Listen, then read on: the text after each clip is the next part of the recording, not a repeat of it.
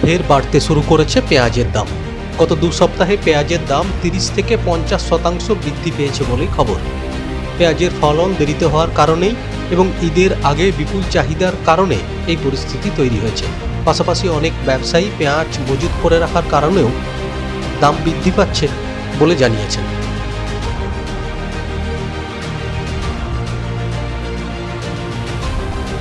নাসিকের লাসলগাঁও বাজারে 25শে মে 1 কেজি পেঁয়াজের দাম ছিল 17 টাকা, কিন্তু সোমবার তা বৃদ্ধি পেয়ে হয়েছে 26 টাকা। অন্যদিকে ইতিমধ্যেই মহারাষ্ট্রের অনেক পাইকারি বাজারে শীর্ষমানের পেঁয়াজের দাম কেজি প্রতি 30 টাকা ছাড়িয়ে গিয়েছে।